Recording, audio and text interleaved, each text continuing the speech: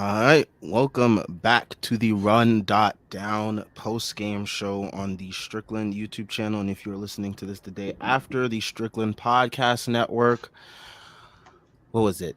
Last Sunday or 2 Sundays ago, Knicks got embarrassed by the Dallas It Mavericks. was set 2 Saturdays. Two It was two Saturdays. Saturdays ago. Knicks got embarrassed by the Dallas Mavericks. And there laid Tom Thibodeau on the hot seat as the Knicks fans were preparing for him to be fired. Since that day, the Knicks have not lost 7 straight. We win tonight 109 to 106 in a gritty, grinded out game versus a young Indiana Pacers team who I thought for one moment in there was going to win this game because it looked very shaky. But the Knicks pulled it out. They won. This is a game that this team loses. Not even just last year, but earlier this year. Besides like the Nuggets game, which was like the only other win that this kind of reminds me of. Um, it was really like earlier this year we lose this game easily. Like the team folds down the stretch. They don't make these plays. And yeah, I mean, led by the big three of Jalen Brunson, RJ Barrett, and Julius Randle. I feel like they all had their own stretch of the game where they weren't talking about. And then of course Mitch in the middle just providing an insane game, at least in the first half, I would say. But yeah, I mean, there's just so much to talk about. Of course, we are going to start with Jalen Brunson, the $100 million man who not everyone believed in coming into this season. And yeah, he finishes the game with 30 points, hits three threes. And yeah, he really took over down the stretch. Had this great stretch where he hits a three. This is where the Knicks were down, and I thought, okay, we're about to lose this game. My mind prepared for the worst. He comes down, he hits a three. Then next possession, he gets a steal, gets the layup, and then from there, you kind of can tell that the Knicks are about to get their hands on this game. Yeah. Um, that stretch alone though was like that was the Brunson stretch of the season, because like they go up six, he doesn't call a timeout, and I'm like, are you sure? And then he shuts me up immediately. Brunson hits that three, comes back on the other end. Julius has like it was like a break underneath the basket. I think Julius gets the offensive rebound. The ball gets poked away. Um, the Pacers start to run, and Brunson just reads the play. Like he knows where the ball is going. He just anticipates where I think it was Halliburton and Nembhard. I'm not sure one of them. Like he anticipates where the ball is going, picks it off, gets it two. The Knicks are down one, and like you said, like I felt a ton of confidence in that moment. And then when Miles Turner missed both those free throws, I was like, yeah, they're winning this game. Yeah. And what can you say? Like I think Brunson was vital down that stretch. Again, 30 points, another quiet 30 piece for Brunson. He is assuredly an all star. There is not any more debate. I don't want to hear about your Trey Youngs. I don't want to hear about your DeJounte Murrays. I don't want to hear about your Tyrese Halliburtons. They can make it. I don't care. Jalen Brunson needs to be there. Jalen Brunson is an all star. Jalen Brunson is arguably the best guard in the East right now. I think after Donovan Mitchell, I think it's a toss up, but I think Jalen Brunson is right there.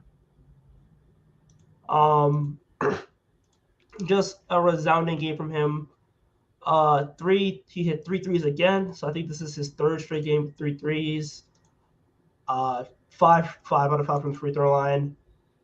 A rare game where he turns the ball over a lot, but at the same time, he was asked to do a ton for this team, and he managed to do it all and then some. So I can't fault him one bit for what he did down the stretch, because without him, they don't win this game.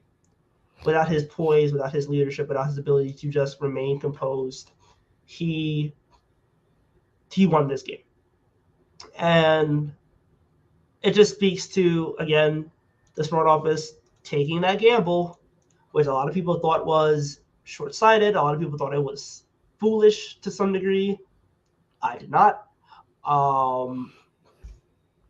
And yeah, it turns out that Jalen Brunson is an all-star caliber guard. All of you should eat crow, and we are living. Yep. I mean, I'm looking here at this All-Star article from December 6th by Michael C. Wright on NBA.com. 8 candidates to be All-Star guards in the Eastern Conference. Jalen Brunson was not listed on this list. We have Jalen Brown, DeMar DeRozan, Darius Garland, Harden, Halliburton, Donovan Mitchell, DeJounte Murray, and Trey Young. A lot of these guys are on teams that are underperforming, or some of them are forwards like DeRozan um and Brown. But I mean, Jalen Brunson is. I feel confident he's better than almost all of that list, like pretty confidently with this recent stretch of this winning streak. And like we said before, the Knicks have a chance to make this winning streak even longer. And I feel more confident in that, especially after seeing them gut out this win. Um, they're going to be playing some teams, some more favorable matchups. We got who we got coming up. I think after The this, Warriors. we got the Warriors on Tuesday. We got Tuesday is The actually when All Star voting opens up. For those that are wondering, Get y'all votes in, bro. I don't want to see nobody slacking this year. If I don't see Jalen Brunson at the top of the East guards with the Knicks fan base, somebody is slacking, bro. I'm gonna be voting. Sam gonna be voting. The Strictly gonna be pushing stuff. TKW, everybody gonna be pushing it. Get y'all votes in because this man deserves to start, bro. He deserves to start. I don't want to hear no DeRozan should start. None of that. Bradley Beal is like DOA. I don't want to hear no about that. Like I'm like every year the East has like a charity case All-Star vote where like one dude gets to start who shouldn't be starting. It was Trey Young, and then it was Bradley Beal in the COVID year, and it was DeMar DeRozan last year. It should be Jalen Brunson this year, and he's earned it.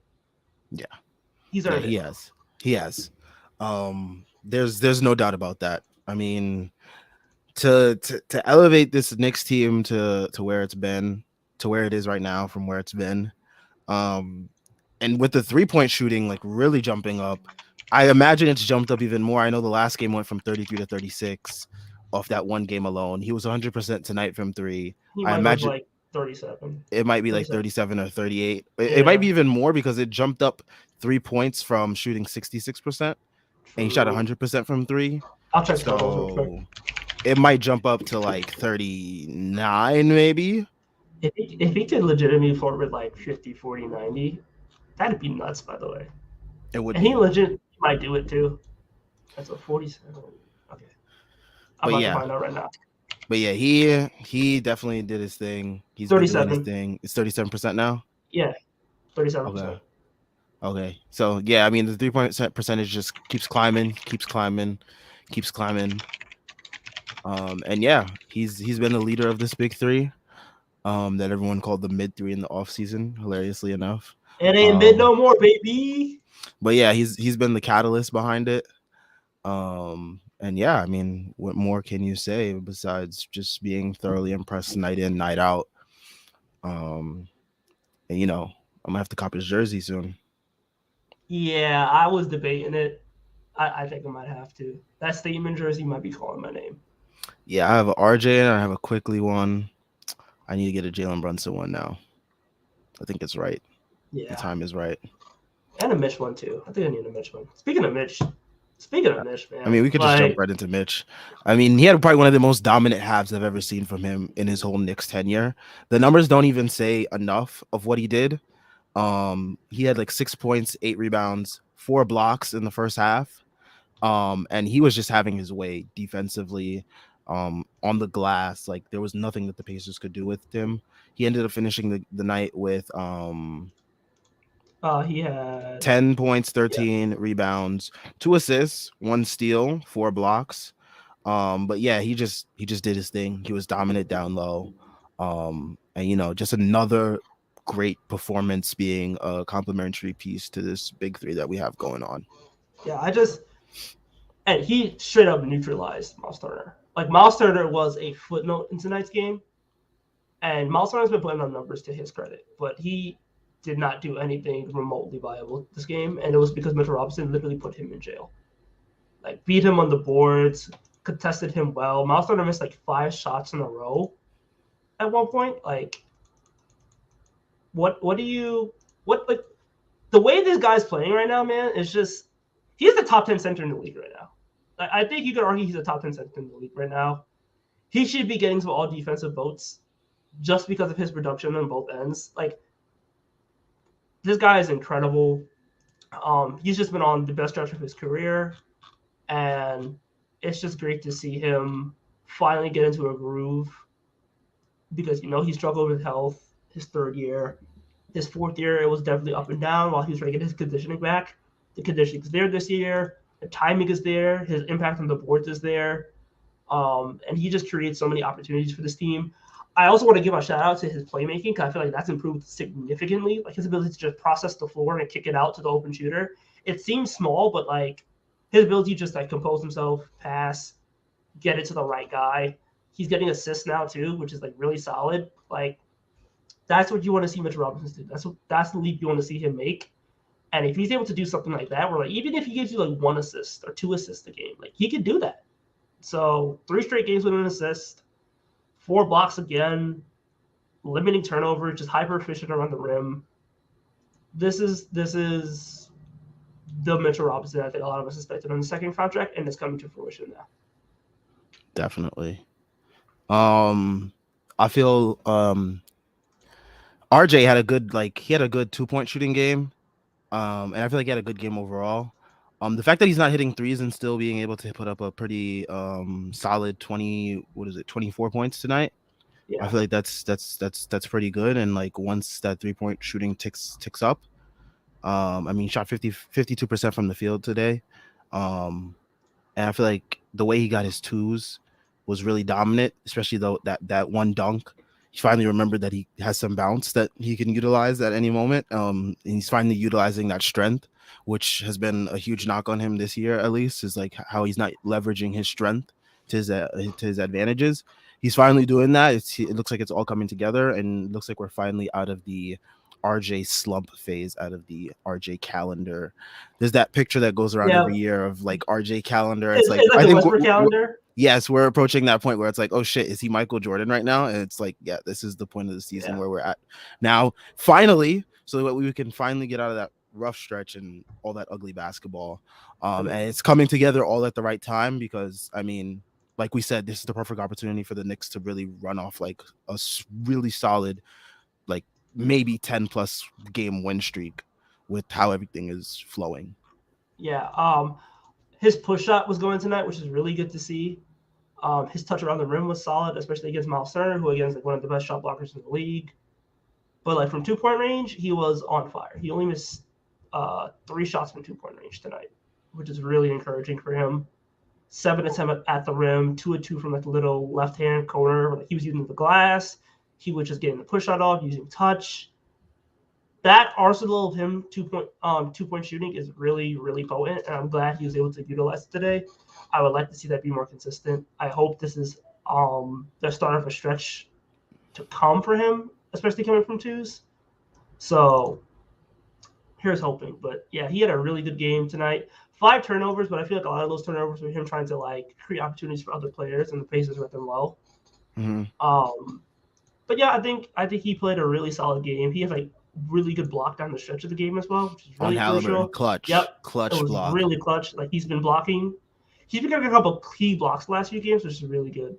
Finally lock it in on that end, which is something that we all criticized him for to start the year. So it's good that as the winning streak continues, as the team is winning, as the team is locking in on defense more, he is a part of that. He is a big contributor in that as well, as he is getting bigger minutes down the stretch now too. So, you know, those runs with the second unit are, I think, are part of the reason why he's getting more minutes. But yeah, it's definitely been a huge help that he's finally locked in on defense.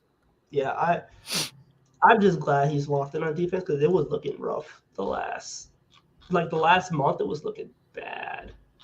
I'm just glad he's back to like being the solid defender he always has been, and now he's getting a couple stocks too, which is really good to see. Yep. Quentin Grimes had a pretty okay game.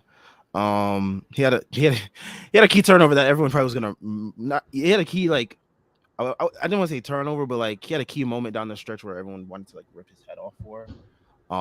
Where he stopped dribbling, and especially like Clyde just like laid into him. Like Clyde always has this like one player a game where he absolutely like rips into them, And it's just like today was Grimes with that play, and I didn't like it either because like that part of the game you cannot pick up your dribble, especially in that spot where he picked up his dribble, because at that point you are literally basically surrounded. You have two Yeah, defenders, you have the half court line, and then you have the out of bounds sideline.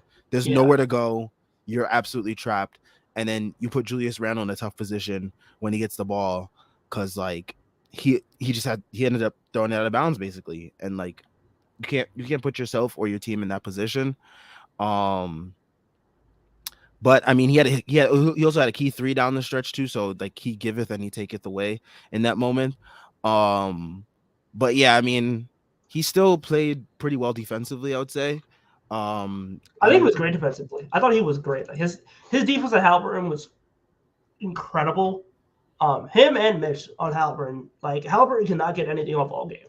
mm-hmm. Like I think they knew the playbook at Halliburton is he's never going to take shots in the paint, and he's always going to pass out of his drives. And they read that really well. And Halliburton made 2 threes in the beginning of the first quarter, and then he had nothing else.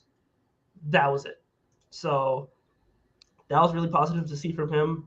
But I guess he got his double double, so whatever. But like, yeah, like I think Grimes was fantastic defensively, 4 stocks, which is really good to see. You want to see him be a little bit more aggressive with his shot making, but I do feel like he was thinking more of like the defensive end because like, I feel like everybody else had it going. So he's just there like he's scalable, you know, like if you need him to take 15 shots, he can. But if you just want him to like play defense and strap up for 30 minutes, he can do that as well. And I feel like that's versatility. And I'm not going to knock him too bad because he had the shot when it mattered. So, Yes. Yep. Wish he had hit more because my parlay relied on it, but we won't get into that. The Knicks won, so I'm happy there. Um, last but not least, the man who hit 6 clutch free throws, Julius Randle. Great game from him in terms of not only the clutch free throws but the rebounding. 14 rebounds tonight. There was some key plays where there was a key play where he got the offensive rebound, but then he turned it over. But there was another play where he got like ripped away the rebound away from Neesmith when Neesmith looked like he was about to get a second opportunity late in that fourth quarter. But yeah, I thought he had a pretty good game. Um, there was a stretch from like the third quarter to like midway through the fourth quarter where he wasn't doing anything basically. Um, but that changed once we got to like late in the fourth quarter. He was the one that got the ball. He was the one that was getting the free throws. He made those shots when it mattered most. Um, Credit to him for hitting those free throws because he was 1 for 4 on the night heading into that stretch. So it was like a little shaky. But he put all that to rest and helped us seal this win. So shout out to him for yeah. doing that. And I thought And defensively, he was um, locked the fuck in the fourth quarter. especially in the fourth quarter, there was huge plays defensively where he was just like he was great, like simple as Yeah. that. Like And they it put makes it that much more frustrating when he's not because it's like you can do this, but you just choose not to. So yeah, like it was basically like they told him, okay, you're on the island against Halliburton, and like he basically pulled up his shorts and he what are we looking at? I'm looking at I'm looking at some box scores right now that 2 parlays might. Woo, oh my gosh! I mean, But yeah, I'm looking at one box score right now, but that's the Toronto game. Anyway, Draymond oh is doping. Yeah, he doping for real. He's doping. Anyway, back to it. But yeah, like he pulled up his shorts and he went to work against Halliburton on the switch on an island, and Halliburton had nowhere to go. He yeah. had nowhere to go to the point where like, he settled for some kind of falling back, step back, 3-pointer, and it just didn't work. And the Knicks got the rebound, and that was that. And that happened twice, I feel. And there was another one where like RJ gets Buddy Hield, and Buddy Hield has to put up a shot, and then Julius just comes and helps and stop there. They can't hit the shot. I think So that's yeah, the play. Is that the play where he threw it to like he tried to throw it and then Quentin Grimes was right there and he caught it and then that's what led to the Quentin Grimes yeah, play. Yeah. yeah. But it was fantastic defense from him down the stretch, and offensively could have been a little bit better, but still 12 free throws from him. He hit 9 of 12, so he started off 1 of 4, ended the game 6 of 6. The defensive rebounding was solid as well. He had 3 key offensive rebounds off the stretch of the fourth quarter, where like, he was just fighting for boards. I do like the fact that he's been able to like know that when he doesn't have it offensively, and then he just kind of commits himself more defensively and to rebounding. And I like to see that switch from him. Yeah, although all in all, like overall solid game, even though the numbers aren't the sexiest. I think his passing was really solid as well. I feel like, especially passing on a double team, I think it was like pretty good. He had like 1 or 2 early in the game that like led to him getting stifed, but then like after that, like he was fine. Like he was passing on a double teams really well. Like he found, I think he got doubled once, and then RJ had a cut, and then it turns like an RJ push shot, which was really solid. He got doubled once, and then like passed it out to like Brunson, and that was a 3. So like, I think he's been playing really good, and I feel like he's been having a very like he's been into a groove lately, which is really nice to see. Yes, he has. Everything is coming together at the right time for this team. We will get into the bench as we get into the comments. Time for everyone's favorite part of these shows. All right. The NBA season is heating up, and wow, okay. The NBA season is heating up. When I'm looking to get in on the action, I bet with DraftKings Sportsbook, an official sports betting partner of the NBA. New customers can bet just $5 pregame moneyline on any NBA team to win their game and get $150 in free bets if they do. Check this out. Right now, everyone can earn up to a 100% boost with DraftKings stepped up same game parlays. Go to the DraftKings Sportsbook app, place a same game parlay, and combine multiple bets like which team will win, total rebounds, and more. The more legs you add, the bigger the boost, the bigger your shot to win big. Again, as I've said before, one of my favorite parts of DraftKings is their ability to have not just the starters listed, which is something that a lot of other books only list the starters and don't list guys on the bench. And that was a big thing for me betting early on with the Knicks is you wanted to bet on their bench players, but other books didn't have their bench players. DraftKings was one of those books that definitely had them. Download the app now, sign up with code TBPN, place a $5 pregame moneyline bet on any NBA team to win their game, and get $150 in free bets if they do. That's code TBPN only at DraftKings Sportsbook. Minimum age and eligible restrictions apply. See show notes or show description for details. All right, let's get into some comments. Chris Bernhard says the whistle for the Pacers is truly something. Mathurin getting superstar whistles. Yeah, that was wild. I respect Mathurin for being a really good rookie, and he's getting the respect of the refs, but like not tonight, buddy. Not tonight. Let's save that for a Wednesday night versus the Hornets or something. Not versus us. 7 Nope. free throws. 7 free throws, bro. And RJ Barrett had We on a 5. win streak. Come on, like we're not trying to see Mathurin take all these free throws, man. I will say though that Julius Randle getting the free throws he's deserved for like the last 3 years is really good. I like the refs doing that. Much appreciated.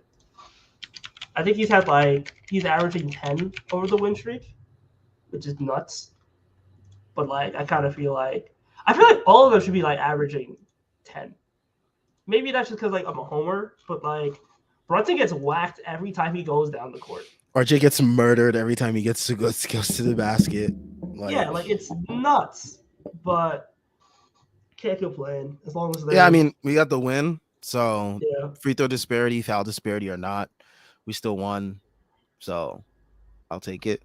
But they'll definitely hear my voice if we lose, when we lose, whatever it may be. If the whistles are not in our favor, like a Portland Trailblazers game.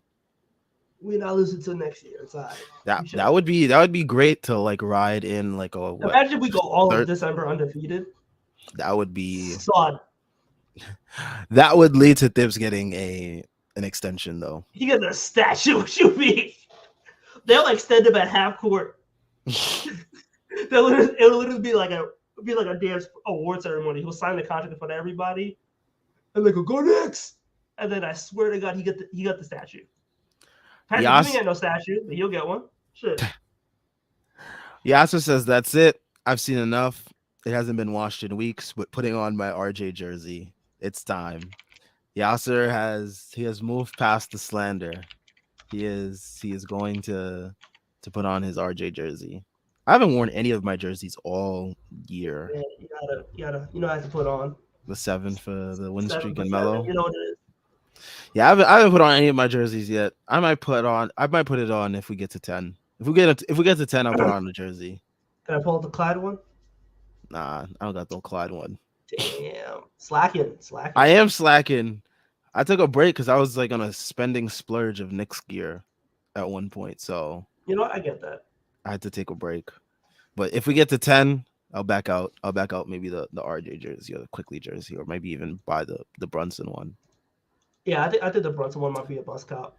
I got the mellow ones and I got the J.R. Smith one in the tuck, but it's like, those are for like super special occasions. That's from the winning years. But yeah. Brent says, welcome, Brent. Haven't seen you in the chat in a while. Halliburton really the next Chris Paul, because when his team needed him most, he vanished. Stat padding bum, passed off the first clutch shot, bricked the second, then couldn't Ruin his stats enough. Yep. ruin his stats enough to miss the second free throw. Boy, he was literally like trying so hard to not take shots. Like, I get it. His numbers are gaudy, but like he looked lost out there. He couldn't get any paint touches, which means that he had no effect in the game. He had no effect on the game, dude. I did not care. I did not care about him playing. He was another guy.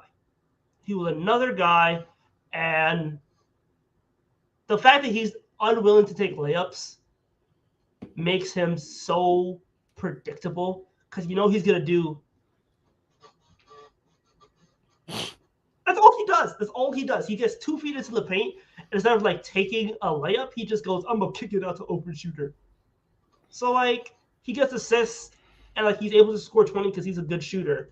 But like I don't care about this guy, dude. I don't care about him. He's not this all-star talent that Nick somehow passed up on. Like, he's good. Like, if there's somebody else in this team who like takes shots, like he becomes significantly less important. Like, he will make the all-star team this year just because of numbers. But and like Jalen Brunson is mid. Yeah. But like you're asking me if I want like Halliburton or Jalen Brunson. I'm taking Jalen Brunson 10 times out of 10. I mean, look at the way Jalen Brunson's able to take over games the way that he does late in the fourth quarter. And like you look at the difference between Halliburton and Jalen Brunson. That was it. That was one all-star guard coming out and like showing you how to basically seal games. And there was one guy who was shaking like a stripper when the moment got tough. Man was at Magic City in his head. I don't know what they got in Magic City down there in Indiana, but like he was literally back up there doing the turkulator because he did not want to take any shots. So I don't care about the Halliburton. I know they missed out on Halliburton. Who cares? Right? Yeah. I mean, Jordan Bub says Jalen Brunson is him. RJ had a nice game from the 2-point percentage, not so much from 3. QG, I always get that. That's a tongue twister right there. QG with timing 3, massive rebound in the 4th. Even with his brain fart and 30 continued to. Next comment. I'm crying. But yeah, Jordan Bub again encapsulating the game perfectly right there. JL says we survived an all-time fake ass performance from Neesmith. God is good. Yeah, Neesmith was out here like hitting step backs, dunking on folks in the paint. Like he was just doing everything, and I was just like, okay, like you cannot tell me that was of righteousness, because Neesmith hitting step back, he had 2 of them. Aaron Neesmith hitting 2 step back threes is not holy. I don't care what you say. Like, that was such a fake ass game, and they tried to use all the fake shit, but it didn't work. Because God is good. All the time, and all the time God is good, man. Yeah, Neesmith was. I was watching this game and I was like, okay, are we really gonna lose to the hand of Aaron Neesmith? If so, then so be it. I mean, it's better than losing to like Halliburton or Miles Turner. Um, Thankfully, it wasn't any of them. So I'll take it. I will take it. yeah. Let's see. Ace Bouchard says it was a nice enough game from the big mid three, but we need to get more offensive production from the others. Yeah, I mean, I like that they're those three have been consistently great offensively, but I agree. I think we do still need to see more offensive production from guys like Quentin Grimes, like an Emmanuel Quickly. Emmanuel Quickly had a timely floater in the fourth, I will say. But we do need to see more from him offensively, as well as in general. We need to see more from the others on this team offensively. We got a taste of that from Quentin Grimes in that game against the Bulls the other day, but it's something that needs to be more consistent so that way the offensive burden isn't so much on those three guys offensively. So yeah. Then again, like if you're getting like I think it was 75 combined from all three of those guys. Yeah, 75. No, I meant 80. But like regardless, if you're getting that production from your mid three, then like you really only need like again a Mitch having 10 points and maybe another guy having like 11, and you're fine. I kind of feel like at this point it's basically I think you could count on the mid five to equal around like 60 to 80, and then like you have your other guys step up. They definitely do need some more offense though. Would not be surprised if they look for a trade. I think they might look for like a way to get some cheap bench scoring because the bench is good defensively, but they need some kind of offensive boost. And it's been rough with Hartenstein and Sims, even though the defense is good with those guys and the rebounding is especially really good with those guys, the the offense is dreadful because Miles has to find himself. Shout out to Miles though, hitting that nice three in the fourth quarter, I believe. But they need to get some more offense there. Yeah. Oh man, I'm so wow. Obi out hurts the bench. Where does Cam? He can help showcase him. Cam isn't helping this bench unit score. I think he does a little bit, just like helping off the closeouts. I think he Yeah, but like, definitely. I mean, I mean, it's whatever. I don't really care about Cam Reddish. I mean, they already showcased him enough. They want to trade him. Yeah, I mean, I feel like if he bought into the role that they want him to have, then yeah, he would be a help offensively off the bench. Because I mean, defensively, he's still pretty solid. Right. Um, he He's had some right. issues against quicker guards, but like that's expected. But yeah, looks like Cam won't be seeing anytime soon. We haven't heard any trade requests or trade rumors about him asking out, so I guess that's a good thing. Um, but yeah, it seems like he's buying into being a good teammate, and winning cures all. Like he's not going to complain because the team is winning. If the team were losing, though, bet there'd be some rumblings about Cam thinks he can help the team off the bench. He doesn't think he should be out of the rotation, but we're winning, so there's none of that. So, I mean, hey. Yeah. Ace Bouchard also says, I appreciate the Knicks embracing switching and trapping more against certain matchups with certain personnel. Yeah, I mean, thankfully, Dibs has somewhat adjusted to these um these matchups. Um, Again, going I guess with the smaller rotation, it's kind of forced his hand creative wise in terms of doing different things. So we have to give him his fair share of props there, I would say. Yeah. Tibbs deserves props for finally doing the things he should have done, like a long ass time ago. Like Julius switching has been a thing since he was on the Lakers. Like it's about time he got to switch more, but I'm glad for him doing it sooner rather than later. Yeah. Oh wow. Wow. Um let's see. don't know. Okay, let's get to this one.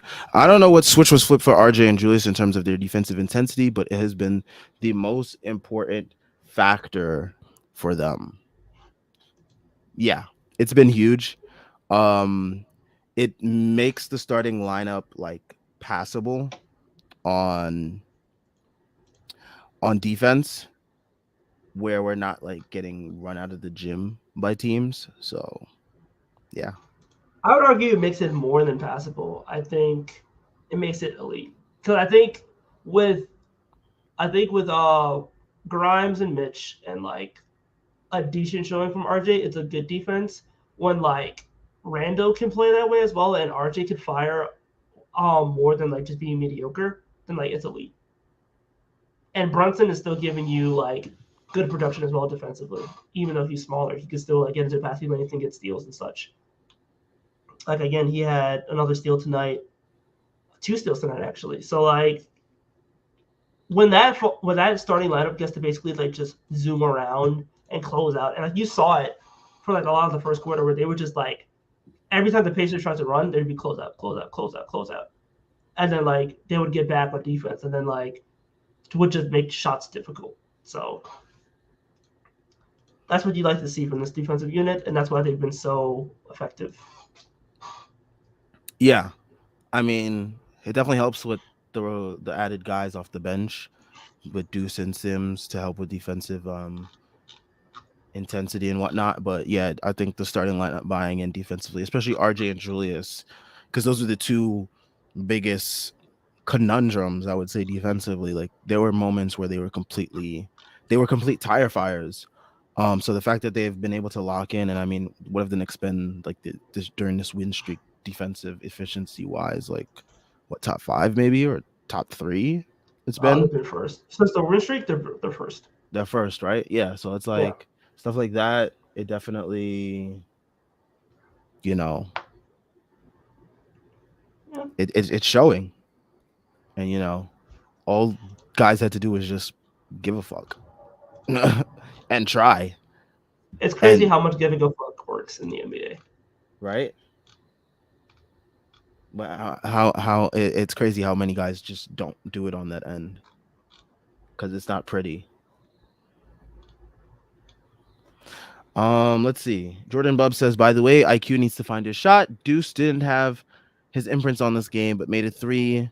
And can we see the end of Sims and Hart pairing? When it works, it's good. When it doesn't, it looks bad. Yeah, I think it's something that's like depending on personnel that they do. I don't think it's something that you necessarily want to see it that often. Um, I thought there was a certain point in this game I thought they was gonna pull the plug on it and insert Grimes in, because with that lineup, when they play Sims and a Hart out there, they don't play it with like good enough spacing, and I think that's something that really hurts that unit a lot. Because like at least to my knowledge, when I've seen that lineup out there, it's like iHeart and Sims with like IQ, Deuce, and RJ. I don't think that's enough shooting out there for a unit like that to work. So Yeah, I think that lineup is okay defensively. I do want to see more offense from it, but it kind of feels like the guys who are supposed to give that lineup offense are struggling. So like IQ is really struggling. Deuce is still trying to find his shot. I feel like the lineup works if those guys can like operate the way we expect them to operate. I feel like it's fine. Like in a lineup like that, I want to see guys like IQ and Deuce and it Grimes in that lineup. I want to see him getting shots up. I want to see them taking threes. I want to see them like actually trying to score instead of like how quick timid quickly has been playing and such. So I think it's less of the lineup and more just like the personnel right now is struggling. yeah, yeah, it's definitely the personnel too. I think when the personnel isn't playing that way, playing the way it should be, then you gotta switch things up. So that's another thing for Tips to work on. Hopefully gets to that point. But yeah. All right. Let's see what next comment we got. Francisco Carrillo says 30 in, 52 left. Enough time for Thibs to completely go mad. I think this 9-man rotation is kind of it's kind of giving Thibs the best of both worlds, or at least it's giving at least fans and Thibs the best of both worlds, where he's playing the guys that we want him to play, but he's able to like play like this like strict playoff rotation type of basketball that he likes to play. So I think he'll be okay for now. We'll see. I mean, we'll see how he balances things when Obi's back, and then the dichotomy with Sims and Hartenstein. What he does there? Does he play one in certain matchups? Does he play the other in certain matchups? Like, it's just gonna be interesting to see what happens there. Yeah, I would like to see him be more creative with the sorry, with the center rotation. I don't think he will, but I do feel like Sims and Hartenstein are like Sims has definitely been good defensively. I think Hartenstein's offensive rebounding has been underrated. I don't think we talk about it a lot, but he's been really solid getting offensive rebounds, creating more opportunities, and he's still like averaging a block. I'm pretty sure. So like he's not a scrub. So Yeah, like by all accounts, he's a positive player this year. He's just frustrating, and offensively he could be a little bit better, but I still think he's fine. yeah. Aaron De Niro says Rick Carlisle just gave the Knicks their flowers. Said we're as good as any team in the NBA. We have definitely been proving it. So, you know, not an empty statement there. And the Pacers have been a pretty solid team this year themselves. So, you know, there's that. They call that Eldo. It don't matter. Yep. Okay, so this is about I guess we're going to the Golden State matchup. Jordan Bub says, how do you think Grimes matches up with Poole, and how will we try to attack the Golden State defense on Tuesday? What do you Well, think, Timmy? Klay Thompson plays for us, so that's the first step. The second step is hope Draymond doesn't peak ED before the damn game again. He hit fucking 3 threes in a row to start the game. Like that was wild, by the way. Draymond scoring like he had like 13 in the first quarter.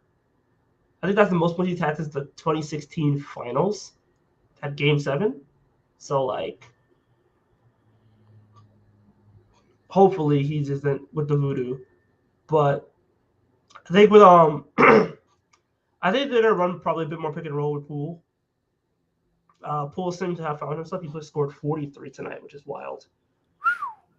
Yeah, like he finally started playing like he was supposed to play.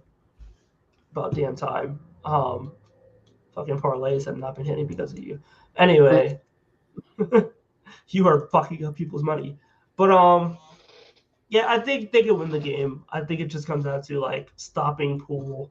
I think a lot more pick and roll, which is like putting Mitch on, having Mitch come up instead of playing in the deep drop, having Grimes like chase him over screens and such. And I think they'll be fine. Yeah. Yeah, I mean, I'm not too worried. They absolutely obliterated the Raptors. But everybody's been beating up on the Raptors, so like it's not really much to say there, but yeah, I think we'll be okay. There's no one on that team that really concerns me besides Jordan Poole. Um yeah, I think we match up pretty well with them. And I think Grimes will do. I mean, Grimes is. There was a stat out there today that was like there was a graphic out there today that was showing how Grimes performs, like or how players perform when they're guarded by Grimes, and they've been pretty. Players have been pretty pedestrian when Grimes is guarding them, so I feel pretty confident in Grimes matching up with Poole. Poole doesn't do anything that's like super uber spectacular that like is like he's not like someone that's like super quick that's like gonna like give Grimes problems that way, or he's someone that's like super physical. So I think Grimes will be fine with against him. Yeah, they just need to like really play on screens, and they can't let him get space because he only needs a little bit of space to like get to the rim, and they need to remember that like he's still like stronger and shiftier than Steph, even though he takes a lot of threes and stuff like that. He's Mm-hmm. not Steph in terms of like his ability because like he will take those shots at the rim. So hopefully they can change that their approach, but I do think they win the game. And the way the Raptors playing, they probably will win that game too. Damn, the Raptors stink. That's unrelated. The Raptors just stink. Yeah, they do. And we have them coming up next. So Like the matchup I is horrible for us, but also at the same time, like their offense is so bad that like I'm almost kind of like even if the matchup is poor, their offense is just like not scaring me. And yeah. Nick Nurse is running them into the ground. He is. I mean, he runs similar rotations to Thibs in terms of like playing guys like heavy minutes, but like they're not good anyways. So it's like, Like in a blowout, Pascal Siakam played 37 minutes. Malachi Flynn played 37 minutes, and Fred VanVleet played 35. that's insane. Yeah, Nick Nurse might be coaching in Britain, so he might go back to Britain. Yeah. I that matchup I think is going to be very interesting though, even though like the Raptors are struggling. Just because of like the coaching styles and like the tactics and like how is Nick Nurse gonna guard against our three best players? Because usually he likes to like box in one versus a player or something like that, or he has like he likes to double players and stuff like that. I mean, Randall has seen his fair share of doubles already. It's gonna be interesting to see who he doubles, who he game plans for, and like who will be able to get their game off as a result of that. I think that's all gonna be very interesting stuff to look for. But yeah, we'll see. Yep. Let's see. All right. Jordan Love says Thibs is getting flowers for what every smart Knicks fan, Strickland, KFS, Knicks Wall, and etc. has been saying he should do is crazy. Yeah, I mean, he of course he's gonna get flowers because no one gives a hell what the fans say. Like the fans, like we have been pining the reporters, the beat reporters, and all that for all this time about things they should ask Thibs about regarding stuff that we've been saying that he should do, and he's finally doing it. And now everyone's like, "Oh, shout out Thibs! He's finally adapted, and he's playing the young guys and all this other BS." And it's like, well, this is what the fans have been telling you guys for years, and you said we were stupid and irrelevant, and we're not a coach in the NBA. So like, what does our opinion matter? So yeah, big middle finger to all those guys. Sure. The fans always know what's best. We do. We do. Like shit. Put some respect on our name. That's what we need. Right? I ain't doing 2K rebuilds and giving and bringing the Knicks to glory for nothing, bro. Facts. Like we undefeated in my fucking 2K build. Like we know what we're doing. I put it in just work. Facts. Let's see. JL says, I hope Wiggins doesn't come back from injury against us. It seems everyone does, including Duarte today. Duarte, I mean, I saw that and I was like, oh, classic guy comes back versus the Knicks. But like Duarte didn't really do anything to kill us. He had like a 3 or something, but like he really didn't do anything spectacular. I think he's still finding his footing because he's like always out. So Yeah. It was okay. Like he was alright. I don't think he hit a three today. I think he was 205. Yeah, he didn't hit a three. It got called back. It was a three, and oh, it then it was a got called back. 2. Yeah, it was a two. Okay. And then he missed 3 free throws. So yeah, and he played for us today. Yeah, but yeah, I mean, Wiggins coming back does make things a little interesting in that Golden State game, just a quite bit because Wiggins has been the Warriors one of their better players, or like if not their second best player. I would say offensively. He was the one player that was consistently dropping like 20 a night after Steph. Um, so having him back would give them something offensively and also defensively. He's one of their best players, especially guarding perimeter guys, and he would be someone that probably matches up against RJ.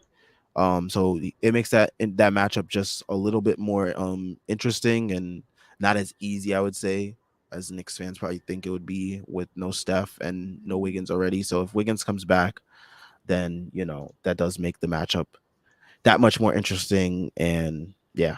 Yep. You want to address this next comment? Well, I tried to Uh, okay, Knicks versus Golden State on TNT. Oh yeah, shit is on TNT, right? Who are you hoping doesn't announce this game? I hope it's not Reggie. I really hope it's not Reggie. Could Reggie just be doing the meme gawk for any team that is the Knicks? Jordan Poole is a fantastic and rising young talent, and the Knicks, and then he'll be like, well, the Knicks have not been a good defensive team this year, and the addition of Jalen Brunson has made them worse. Like he'll just say some wrong shit. And I had that shot in the 1990s, even though Patrick, you would beat my ass more than I beat him. But regardless, I had that shot, and I'm living off that shot 30 years later. Also, I feel like I hate New York. The fans. That's it. Like, I don't want to hear Reggie Miller, bro. Just give me Kevin Harlan and Steph Van Gundy. Let's be adults. Let's be adults. Let's keep it A1. Like, keep Reggie Miller for the West Coast. Please. I'm begging. Please. There's no Steph this game, so I don't want to hear nothing about like, oh, Reggie Miller needs to be there for the sharpshooter. No. Put him on the West Coast game. Let's grow up. Yeah. Oh my gosh, I don't know what's going on with my voice. Shot these last couple seconds. But yeah, I mean for me, maybe Stan. Reggie is like a given. Like I hate hearing Reggie's voice on the broadcast. Maybe Stan. I'm not sure um if he's like someone that's commentated on a bunch of our games before. Um but yeah, his voice is annoying, and like sometimes he starts talking about stuff that like I don't think are necessarily relevant to well, he does give us our props sometimes though, so I will say that he gives us our props sometimes, and I think it's mainly because his brother used to coach the team, so like Yeah. out of respect for his brother, he kind of like respects the Knicks in a way. And I think he also just respects Dibs, and like he'll respect the Dibs team. So I mean, it would have to be Reggie for me too, because I'm not really that keen on whoever else is broadcasting for TNT lately. Like I mean, since they got rid of Chris Webber, it's just been mainly Reggie Miller that's been the most annoying person on the broadcast. But yeah, that's who I would say. Um, thank goodness they got rid of Chris Webber though. Imagine Chris Webber, Reggie Miller on the Knicks broadcast, Oh just my talking god. about God knows whatever. I need Draymond to retire just so he can start casting these games now. I'm tired of it. It's about damn time. Get your ass in the booth.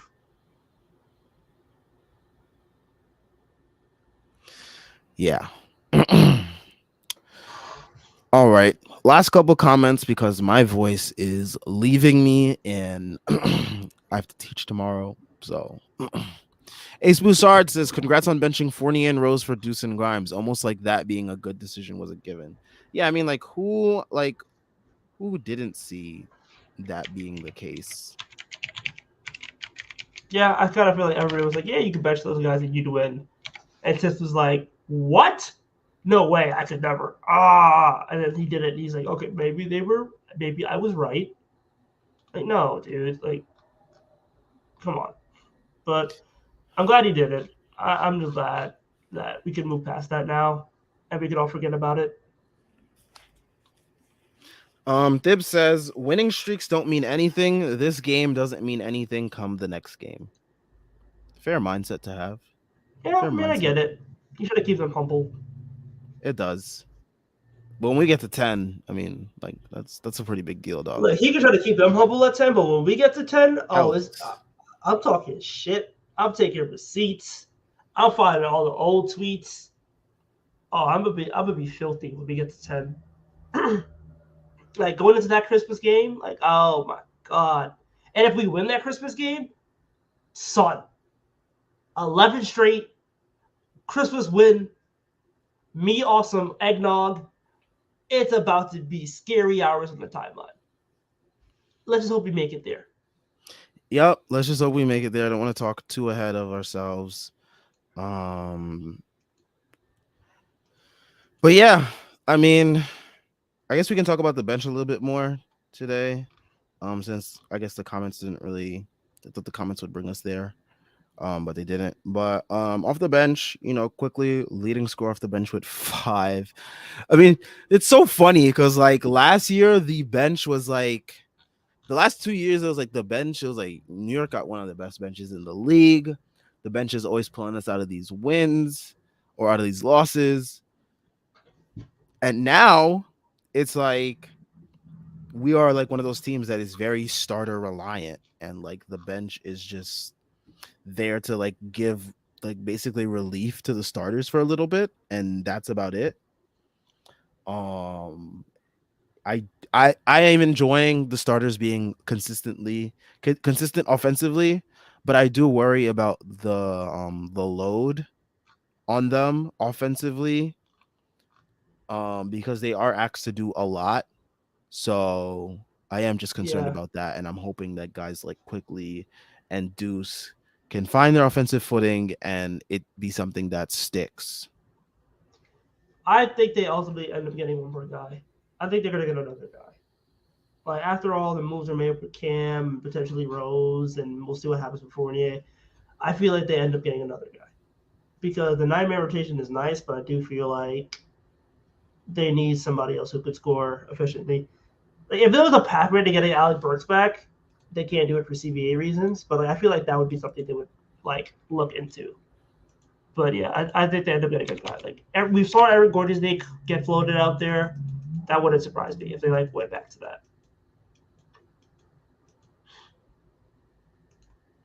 Yeah. Wow. Okay. So Raptors, they're one of our teams that's coming up.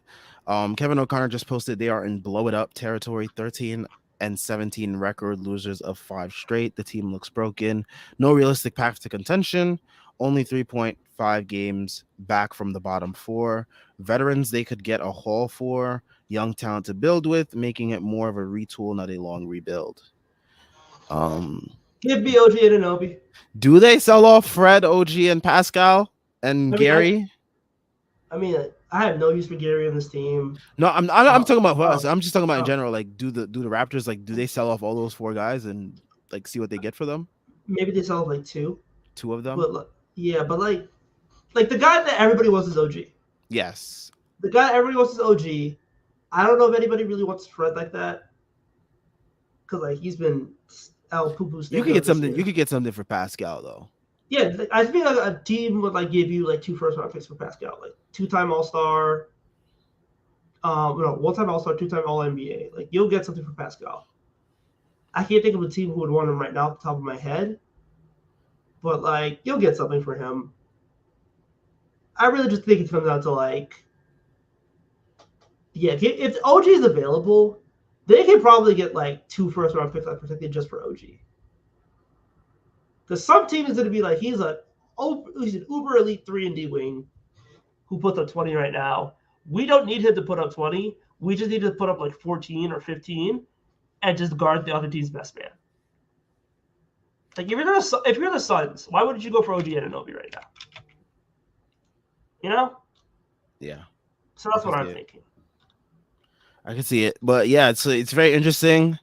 I mean, we could be the team that probably puts the final nail in the coffin for them. I just saw something about the Bulls potentially like blowing it up. Maybe those back-to-back losses to the Knicks were the nail in the coffin. It would be nice to be the nail in the coffin to a lot of teams this year and to like helping like just help them realize they need to like jumpstart into a rebuild or a retool.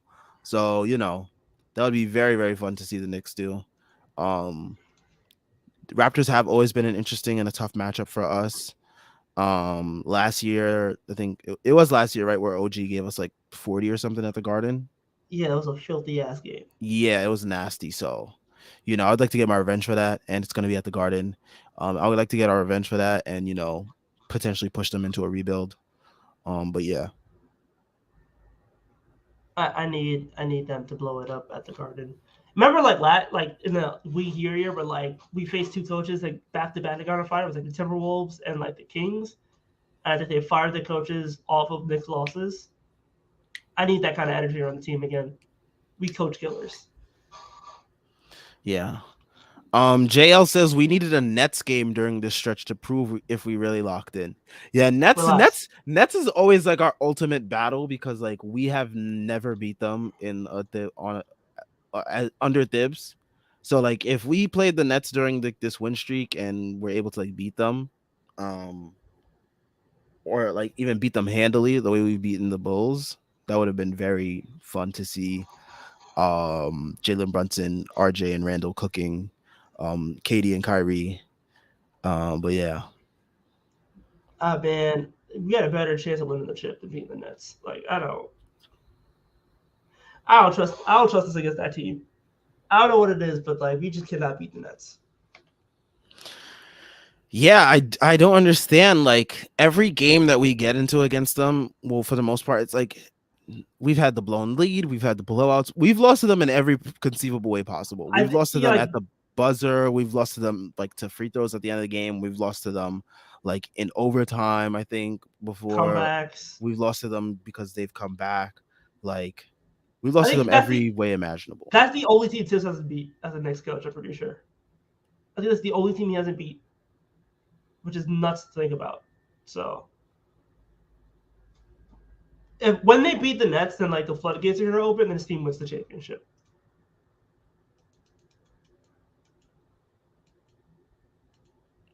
Maybe, yeah. Um, let's see. Yasser says, "Did you see that one play where RJ displayed some really nice bursts on, I believe, Miles Turner, even though he ended up passing it in like the second quarter?" Um, man, that's like kind of it's a vague description of a play because I feel like there was a lot of plays in that second quarter where RJ like displayed some nice burst because like Yeah, that was like the name of his game tonight, especially with the poster dunk. But yeah, he was getting up there. He had the buddies tonight.